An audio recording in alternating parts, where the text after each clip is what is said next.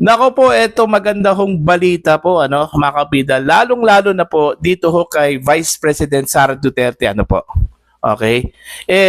Binasa po mga kabida ng isang feng shui expert, Ito hong kapalaran po, ng Vice Presidente.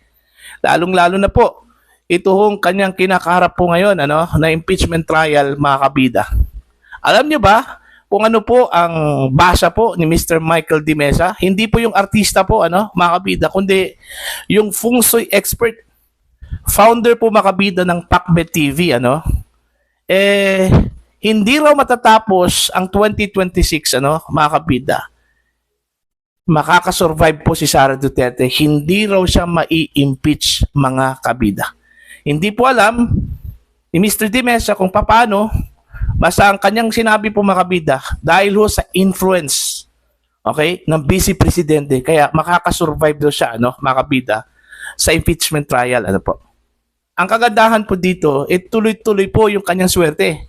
By 2027, maganda po ang standing, ng Vice Presidente, mga kabida, and most probably, tuloy-tuloy na po ito. By 2028, mga kabida, po.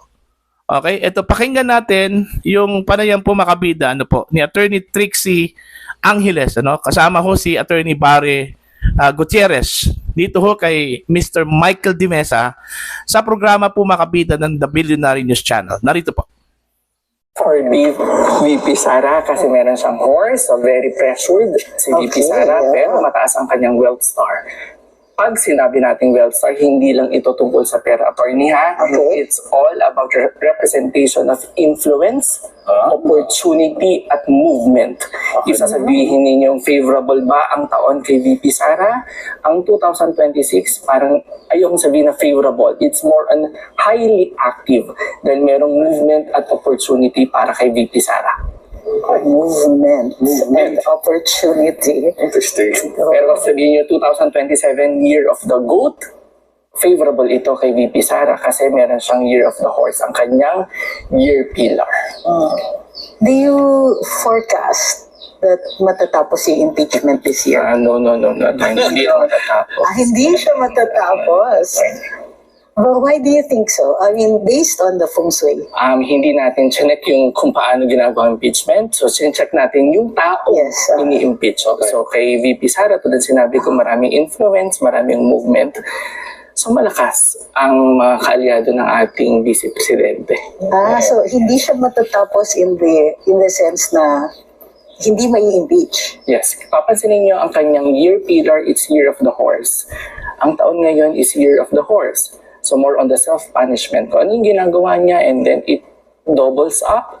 So kung ano yung nangyayari kay VP Sara, yun yung mga dapat niyang pag-ingatan. Ayun. So, yun, mga kabida. Malinaw po. Yung forecast po, mga kabida, ni Mr. Michael Di Mesa, po.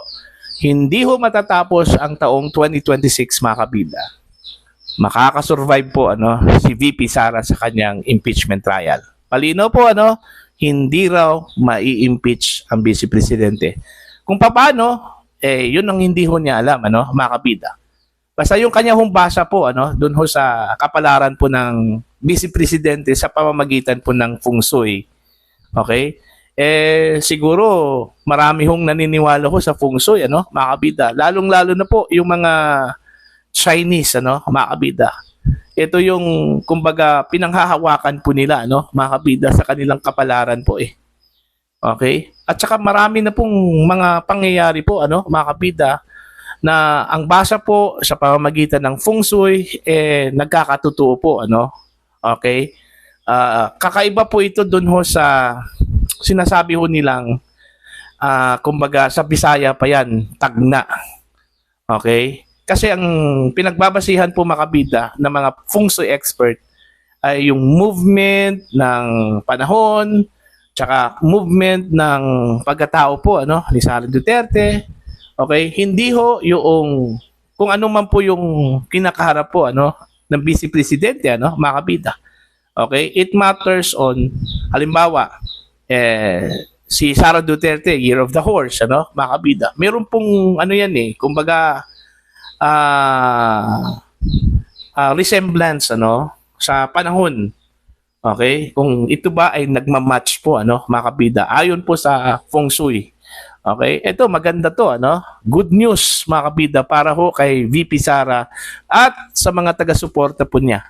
Kasi marami hong mga lumalabas po, ano, na mga narratives, okay? Lalong-lalo na po, ito hong mga ipinakalat po, mga kabida, ng mga anti-Duterte forces, yung mga minions, ano, ng mga kalaban po ni Sara Duterte, mga kabida, yung galit na galit po sa kanya na malapit na raw makukonvict ang vice presidente, ano, mga kabida, dahil malinaw daw yung mga ebidensyang ipinakita, iniharap po, mga kabida, ng prosecution, ano. Syempre naman, sa panig po yan ng anti-Duterte forces, ano, hindi ho sila pwedeng magsabi po, mga kabida, na mahina po yung ebidensya. Walang ebidensya against the Vice President, ano? Syempre naman, gusto ho nilang makita po, ano, na ma-impeach ang Vice Presidente. Kaya, para sa kanila, positive talaga, ano? Pero kung tatanungin po natin, ano, yung mga experts, mga legal experts na wala pong kinikilingan, yung balanse, ano, mga kabida, ang tinitingnan lang po yung ebidensya at saka yung witnesses, ano, quality ng witnesses po, ano, malinaw po. So far sa 16 na ata o 15, ano, na araw since day 1, wala pa pong napapatunayan, mga kabida, ito hong prosecution. Alright? Wala pa pong napapatunayan, wala pa pong proof, okay, na si Sara Duterte ay gumawa po, ano, ng labag sa batas, mga kabida. Lalong-lalo na po yung sinasabi po ng prosecution na impeachable offense, mga kabida. Balikan natin yung Article 4, grave threats. Malinaw naman po doon, ano, mga kabida, na wala hong napatunayan, ano, ang prosecution. Okay, kahit na yung kanila hong mga witnesses po, ano, mga kabida, maraming inconsistencies. Alright? Hindi po nila alam kung ano yung mga pinagsasabi po nila, no? Kaya nga, nung tinanong po, mga kabida, itong dalawang mga abogado, kasi dalawang mga abogado yung unang dalawang witnesses po nila, no? Bago po si Matibag, Okay? Kung na-establish ba nila, mga kabida, yung assassin daw, ano, na kinontrata ng Vice Presidente, so far, ang kanilang sagot, hindi daw nila na-establish.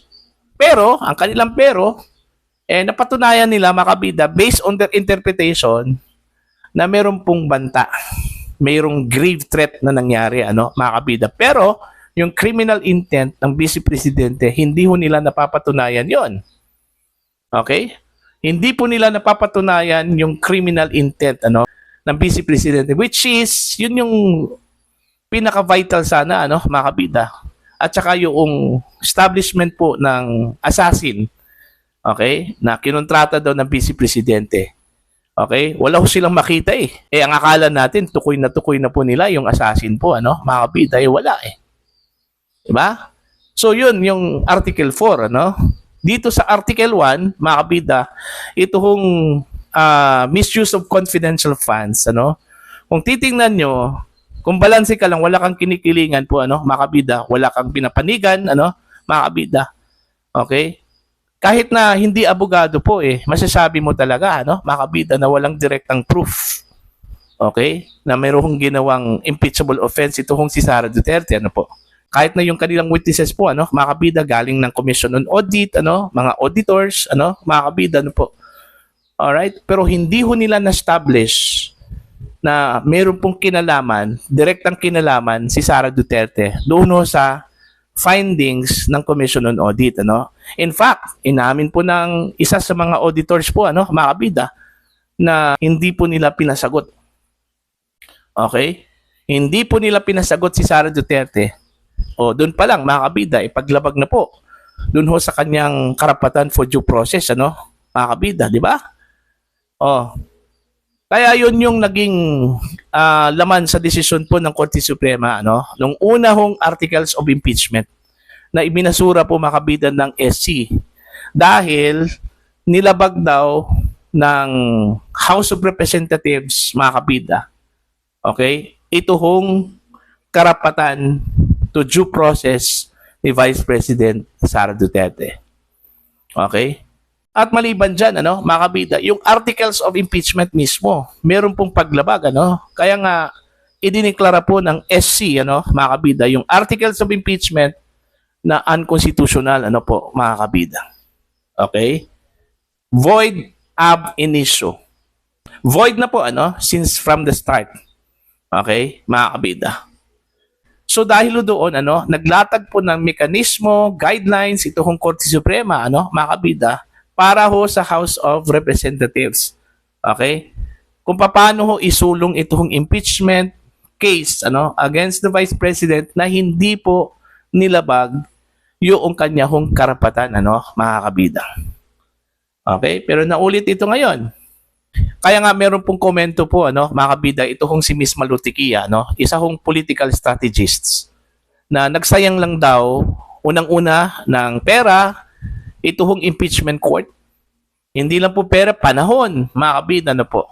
Okay? Efforts ng mga taong involved dito ho sa impeachment trial ni Sara Duterte na ni isang proof. Okay? Since day one, wala hong napatunayan ito hong prosecution, Mantakin nyo, umabot na po sa mahigit 300 million pesos po, ang gastos ng impeachment court dito ho sa trial ni Vice President Sara Duterte. Ganun kalaki.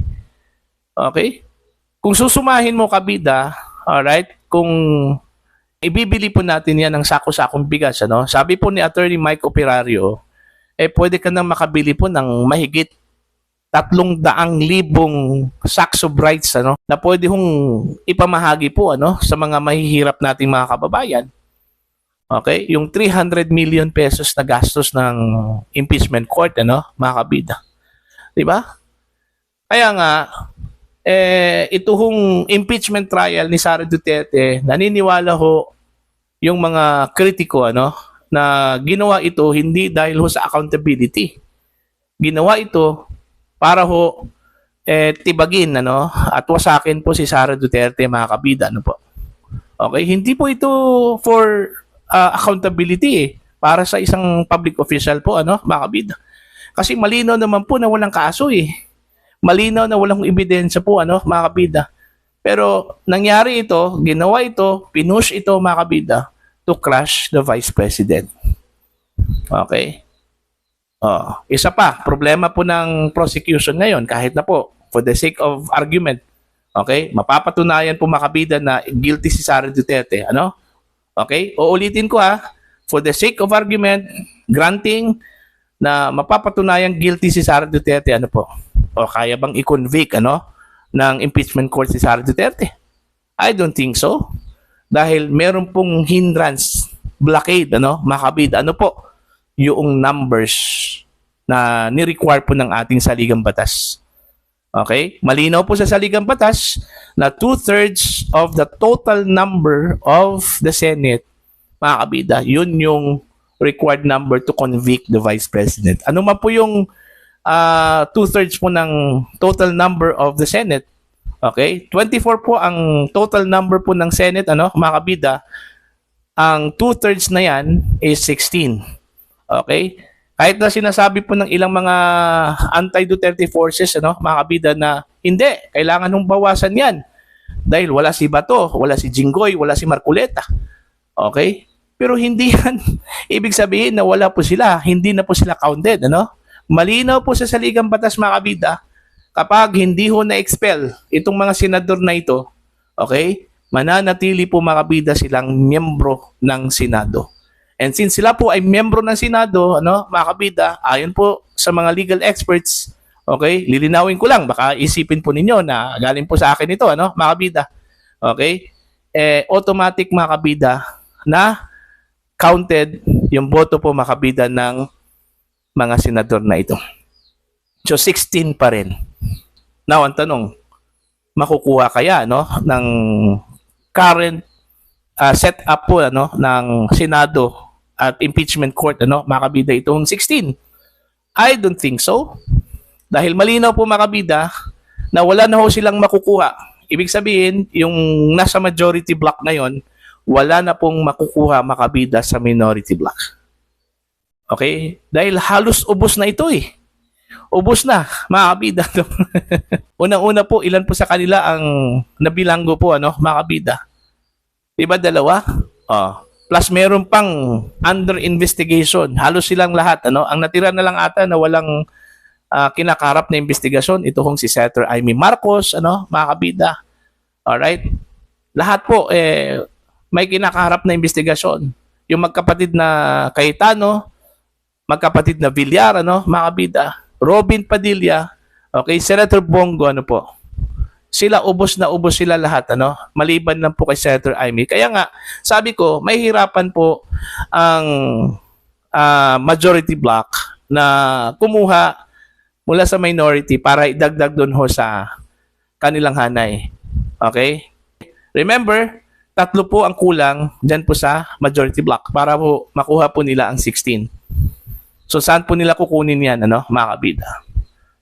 May hirapan talaga, Kaya nga, kahit na po, patunayan po makabida ng prosecution na guilty si Sara Duterte, ang kakalabasan po makabida na impeachment trial, against the Vice President is acquittal. Alright? So, kahit saang corners, kahit saang laban po, makabida, ang panalo pa rin, ito kong si Vice President Sara Duterte. Okay? Para po sa inyo, ano po ang inyong opinion at pananaw dito sa pagbasa po makabida ni Mr. Michael Dimesa, isa kong feng shui expert, na hindi raw matatapos po ang 2026, makabida, makakasurvive si Sara Duterte sa kanyang impeachment trial. Hindi ho siya mai-impeach. Okay?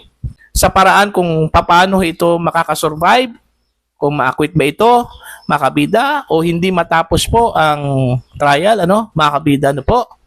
Yun yung aabangan po natin, Pero malinaw sa kanyang sinabi, positibo po makabida, hindi mai-impeach ang vice presidente. Para ho sa inyong opinion at pananaw, please comment down. Sa mga hindi pa po subscriber po sa aking channel, please subscribe. Just click the subscribe button, click the notification bell, click all para updated po kayo mga kabida sa aking mga uploads. Maraming salamat po sa inyo lahat.